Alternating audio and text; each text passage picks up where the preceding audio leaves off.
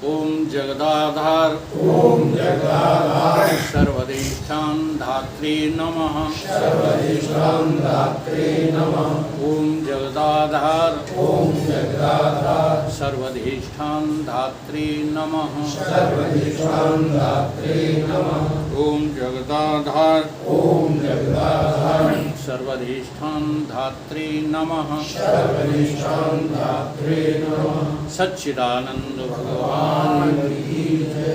सत्य सनातन धर्म की जय। सतगुरुदेव भगवान की जय। आदिगुरु शंकराचार्य कृत दृग दृश्य विवेक। दृग दृश्य विवेक का आज श्लोक नंबर 21।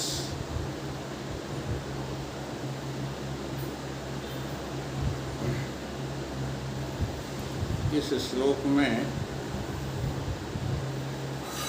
शंकराचार्य जी कह रहे हैं, खम वायु अग्नि जलोर विश्व देव तिर्यक नर आदेशु अभिन्न सच्चिदानंदा विद्यते रूप नामनी।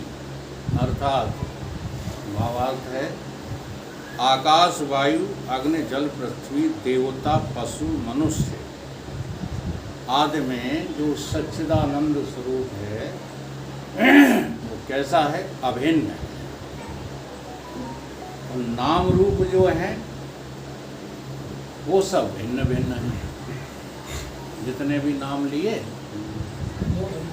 उनके रूप और नाम तो भिन्न भिन्न है, लेकिन इन सभी में जो सच्चिदानंद स्वरूप है वो अभिन्न है, अभिन्न सच्चिदानंद।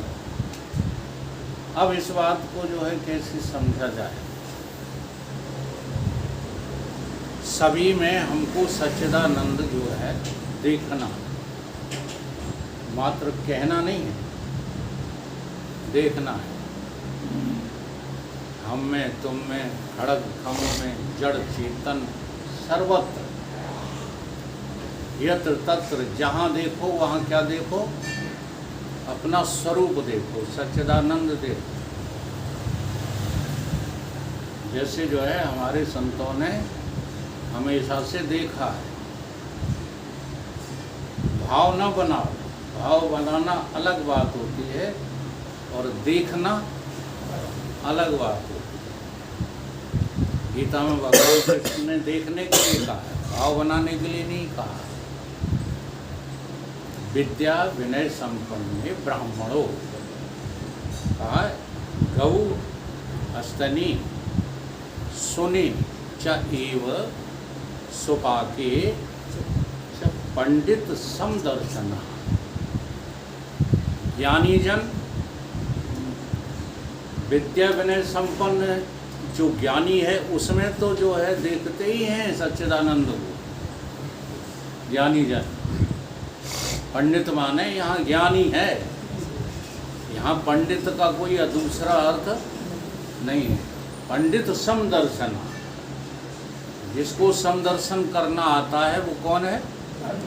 पंडित है। ऐसा ज्ञानी जन, ज्ञानी में तो जो है सच्चिदानंद को देखता ही है। गौ में, हाथी में, कुत्ते में, और स्वपाके माने चांडाल में, नीच से नीच योनि में भी वो सच्चिदानंद को देख लेता है। इसलिए उसे किसी से भी ना राग होता है, न किसी से द्वेष होता है। राग द्वेष से रहित जो हमारा स्वरूप है वो नाम रूप नहीं है, वो आकृति नहीं है। परंतु हम चूक कहाँ जाते हैं? हमने महान पुरुषों के विषय में पढ़ा कि महान पुरुषों ने गाय में देखा, कुत्ते में देखा, हाथी में देखा, चंडाल में देखा। हम सब लोग एक्टिंग करने लगे, उन महापुरुषों की नकल करने लगे। अब जो देखो सो कुत्ता पालता है, कुत्ते से मुंह चटवाते हैं। कई को हैं कि हम नामदेव हैं, एक भी लक्षण नहीं है संत का, लेकिन पढ़ लिया गीता में। हाँ, कुत्ते में भी उसी को देखना है। तो ये तो नहीं कहा जा रहा है कि मुंह चटवाना है, साथ में उनके बैठ कर के खाना है। कुत्ते में देखना क्या है? नामदेव जी ने कुत्ते में देखा, किसी संत ने जो है गाय में देखा, गधे में देखा। एक संत जो है एक नाथ हुए, तो गंगा जी से कांवर भर कर लाए और कम से कम नहीं तो 200-400 किलोमीटर चल कर के आए। जब रामेश्वर के नज़दीक आ गए तो एक गधा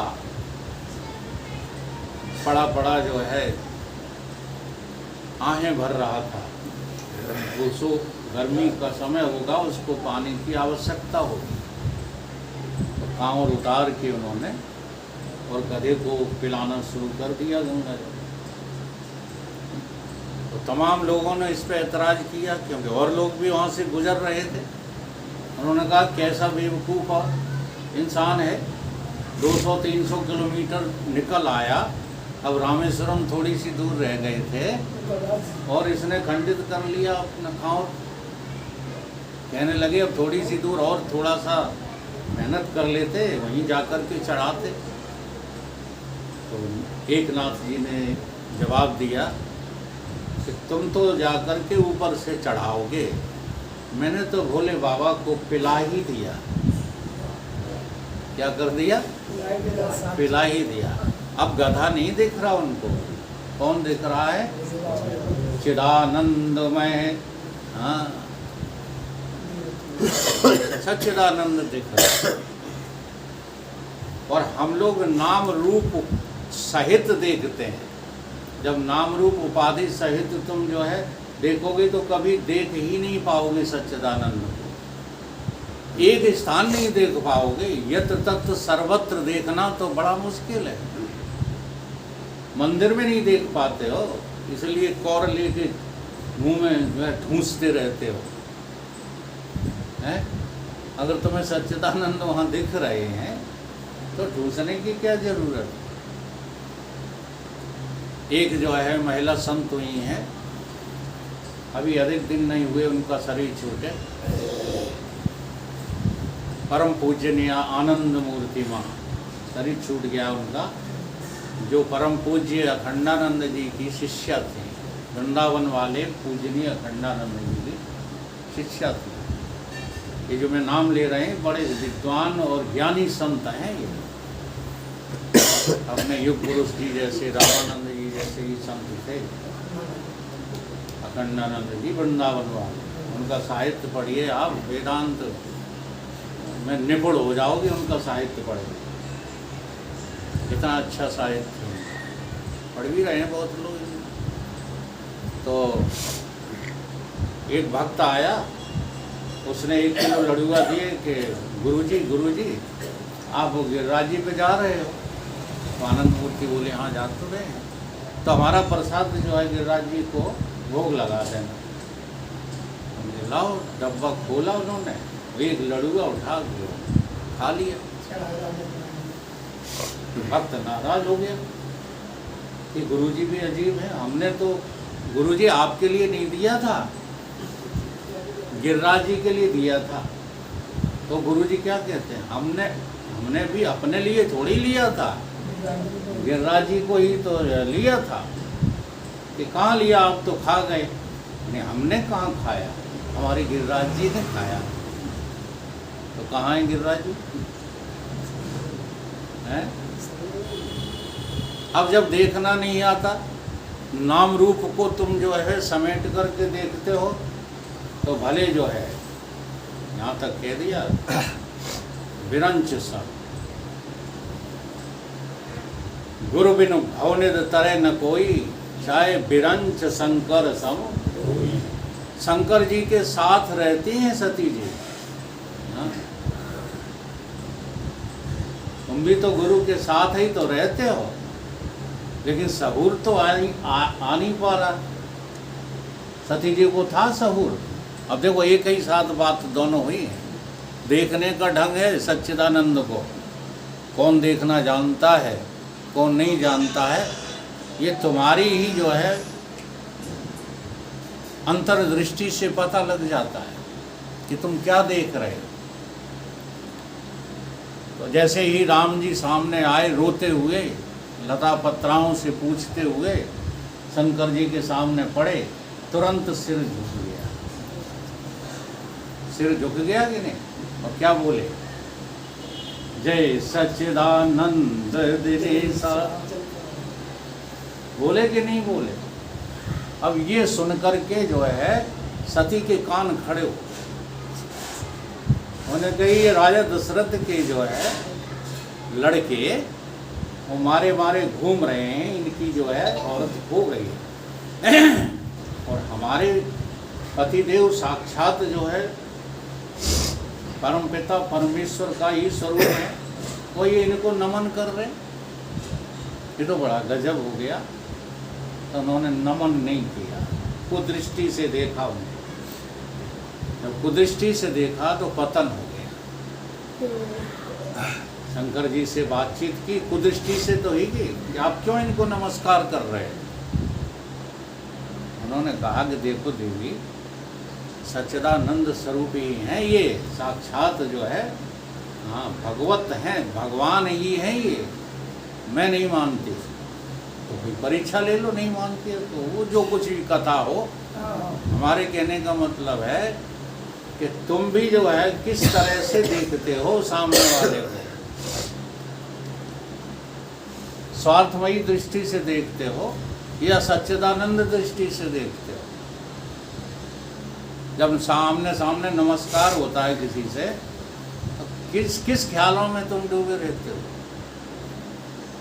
ये हमें पहले नमस्कार करें हैं, या हमारा कोई मतलब हो तो हम इन्हें नमस्कार करें।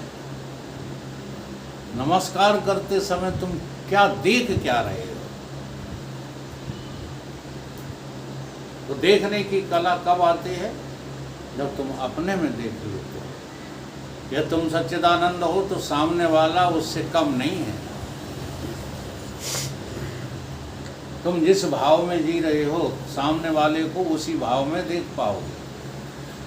तुम कामी हो तो सामने वाला तुम्हें कामी दिखेगा, तुम क्रोधी हो तो सामने वाला क्रोधी दिखेगा, दिखेगा कि नहीं? और तुम सच्चिदानंद हो तो दिखेगा। अब देखो तुम सिर झुकाते हो तो किसको झुकाते हो? आदमी को झुकाते हो, औरत को झुकाते हो, अपने किसी संबंधी को झुकाते हो, किसको झुकाते हो? सच्चिदानंद को ही झुक रहा है। एक चीज बहुत बहुत महत्वपूर्ण है, जब नमस्कार चमत्कार होता ना आमने सामने, तो दोनों तरफ से हाथ जुड़ते हैं, दोनों तरफ से आंखें झुक जाती हैं। ये किस बात का संकेत कर रही हैं? कि हम और तुम दो नहीं हैं। आंखें झुकने का संकेत क्या है? कि जो तुम हो वही तो हम हैं। इसलिए कोई प्रणाम करे तो कभी भी अभिमान नहीं चढ़ना चाहिए, और तुम किसी को भी प्रणाम करो उसमें कभी हीन भावना मत रखो। क्यों? क्योंकि सच्चिदानंद स्वरूप ही तो सर्वत्र है। इसलिए पहले विचार करो। बिना विचारे कोई काम करोगे तो वो तो काम तुम्हारा जो है अनुचित ही हो जाएगा। दर दर पे झुके वो सिर सिर नहीं होता। जरा समझो इस बात को। दर दर पर जो झुके वो सिर नहीं होता, और जिस दर पे न झुके सिर वो दर नहीं होता। अर्थात सिर झुकाने से पहले तुम अपने आप को देखो कि तुम किस भाव में हो, तुम किस जानकारी में हो। अगर तुम्हारी जानकारी सही होगी तो सामने चाहे चींटी हो, चाहे गधा हो, चाहे हाथी हो, चाहे महापुरुष हो, सब में एक सच्चिदानंद ही तुमको दिखेगा। सच्चिदानंद के अलावा और कोई है नहीं। तो आज का ये श्लोक जो है यही सिद्ध कर रहा है कि आप जहाँ देखो वहाँ अपना स्वरूप ही देखो, लेकिन नाम रूप की उपाधियों को वाद करते हुए देखो। गधा ब्रह्म नहीं है, गधे में ब्रह्म है। कुत्ता ब्रह्म नहीं है। यही तो रहस्यमयी बात समझ में लोगों की नहीं आती। एक दिन हम नर्सरी में टहल रहे थे तो एक सज्जन आए, और हो सकता है कि यही हो, हमें याद नहीं किसने ये कार्यकलाप किया था। एक पत्ता तोड़ लाए नीम का, बोले जाए लगाए थे तब हम जाने तुम ब्रह्म हो। अब ये कोई ब्रह्म की परिभाषा जानने की विधि है। जब तक तुम्हारी दृष्टि कार्य पर रहेगी तब तक तुम्हें सारे संसार का जो कारण, अब वेदांत कभी पढ़ा नहीं, सुना नहीं, समझा नहीं, शास्त्र रटे घूम रहे हैं, तो फिर ऐसे ही तो तुम्हारी समझ में बात आएगी। नहीं तो वेदांत क्या कहता है? चेतन, ईश्वर, ब्रह्म किसको कहते हैं? ब्रह्म कौन है? कार्य कारण किसे? कार्य में भी है, कारण भी है। निमित्तो, उपादान, भिन्नो, अभिन्न, सारे जगत का जो हेतु है उसका नाम जो है क्या है? ब्रह्म है। उसका नाम भगवान है, उसका नाम चेतन है। अब जो लोग ये लोग कहते हैं कि वो कृष्ण ने नहीं सुनाई, अब तुम कृष्ण देख रहे हो, यशोदा और नंद, हाँ, वसुदेव और देव की पुत्र को तुम कृष्ण देख रहे हैं। तुम वो कृष्ण कहाँ देख पा रहे हो जो सर्वत्र है और सम है? ऐसी कोई जगह नहीं है जहाँ पर वो कृष्ण ना हो। तो नाम रूप की उपाधियों में हमारी बुद्धि फंसी रहती है, इसलिए हम भेद डालते रहते हैं। कृष्ण कोई अलग है, कृष्ण के उपासक होंगे, राधा के उपासक होंगे, वो राम को नहीं मानेंगे। जो सीताराम के उपासक हैं वो कृष्ण को नहीं मानेंगे। राधे राधे राधे राधे। अब राधे राधे का तुमने कभी जो है निचोड़ तो निकाला नहीं। चलो हम कहते राधा हुई हो न हुई हो, आखिर एक नाम तो है राधा, है? तो नाम को बाध करके राधा का अस्तित्व है, या वो नाम वाली लड़की का नाम राधा है? यूं ही अंधविश्वास फैला रखा है। वृंदावन में राधे राधे, कुंजगंगा में राधे राधे। अच्छा, वहीं सीता सीता कह दो तो क्या फर्क पड़ रहा है?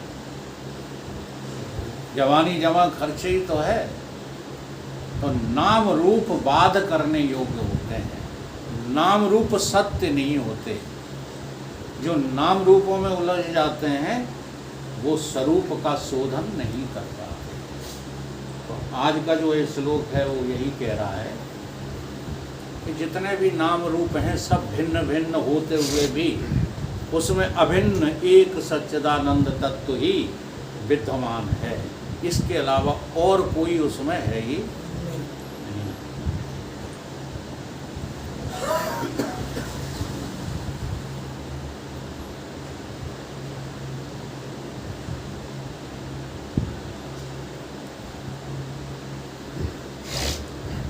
अब देखो, मनुष्यों में तो मनुष्यों में इस श्लोक में तिर्यक शब्द आया है, देवता शब्द आया है और नर भी आया। तो तिर्यक और देवताओं में भी गीता में वर्णन आया है कि तुम इनकी पूजा करो, इनका हित करो, देवताओं का, और देवता तुम्हारा हित करें। और एक दूसरे का हित करते हुए नाम रूप बाध करके तुम देवताओं को पूजोगे तो मेरी ही पूजा होगी। तुम भूतों को पूजोगे, वह शर्त एक ही है।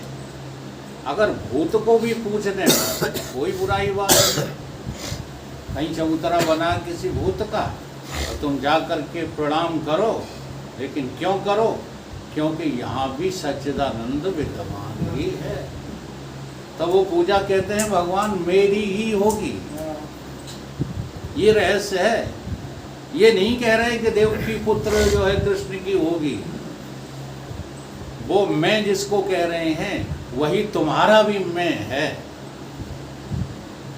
इसलिए गीता में माम एकम जोर दिया है ना, तो माम एकम का अर्थ वहाँ ये नहीं किया गया, लेकिन सारे विद्वान यही अर्थ लगाते हैं कि वो जो वासुदेव और वसुदेव और देवकी के पुत्र हैं, वो ये कह रहे हैं कि मेरी शरण में आ जा। ये नहीं कह रहे।